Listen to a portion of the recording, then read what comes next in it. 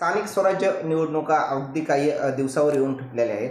आष्टीमध्ये भाजपचे आमदार सुरेश धस आहेत आणि त्यांना आव्हान देण्यासाठी तुम्ही अजितदादांच्या गटात प्रवेश करणार आहेत अशी मोठी चर्चा सुरू आहे. कधी प्रवेश आहे तुमचा, काय सांगा? माझा प्रवेश 11 नोव्हेंबरला आहे आणि मी सर्व समर्थकासह 11 तारखेला हजारो समर्थक बरोबर घेऊन मुंबईच्या राष्ट्रवादी काँग्रेसच्या कार्यालयामध्ये प्रवेश घेणार आहे. राष्ट्रवादी पक्षामध्ये माझी अजितदादा या पक्षाचे राष्ट्रीय अध्यक्ष आहेत. त्यांच्याबरोबर चर्चा झालेली आहे आणि त्यांच्याबरोबर काम करण्याचं मी ठरवलेलं आहे. तुम्ही या मतदारसंघाचं किती वर्ष हे केलेलं आहे? मी सुरुवातीला 1980 साली अपक्ष विधानसभेत निवडून आलेलो आहे. पुढे मी काँग्रेसमध्ये गेलो, नंतर भारतीय जनता पक्षात गेलो. यावेळेस मला भाजपने तिकीट नाकारल्यामुळं मी अपक्ष उभा राहिलो. आता मी कुठल्याच पक्षात नाही. आणि मग माझी चर्चा झाली अजितदादांबरोबर आणि विकासाचे कामं आहेत आपल्या मतदारसंघाचे बरेचसे. रस्त्यांचे प्रश्न आहेत, तलावाचे प्रश्न आहेत, शिक्षणाचे प्रश्न आहेत.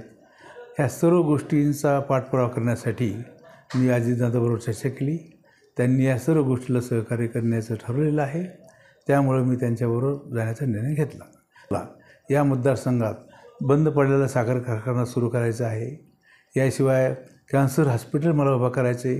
याशिवाय माझी अशी एक कल्पना आहे की या मतदारसंघामध्ये हजारो महिला आणि पुरुषांना लेबर ओरिएंटेड फॅक्टरी भविष्यात मला काढायची आहे, जेणेकरून या मतदारसंघातल्या लोकांना स्थलांतर कसं कमी होईल आणि त्यांना इथंच काम कसं मिळेल याच्यासाठी मी काही देशांचा दौरा करणार आहे. तिथं मला काही मित्र भेटलेले आहेत. त्यांनी मला तिकडं युरोपमध्ये बोलवलेलं आहे.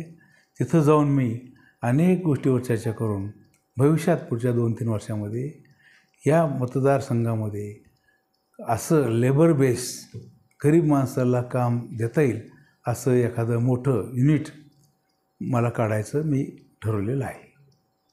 या सर्व गोष्टीमुळे मला असं वाटलं की अजितदादाचं नेतृत्व हे विकासशील आहे, खंबीर आहे, बोललेला शब्द पाळणारं आहे. त्यामुळं मलाही अनेक विकासाची कामं करायची आहेत भविष्यामध्ये आणि त्याचा पाठपुरावा करण्यासाठी अजितदादाचं नेतृत्व योग्य आहे. त्यामुळे मी त्यांच्या नेतृत्वाखाली काम करण्याचं ठरवलेलं आहे.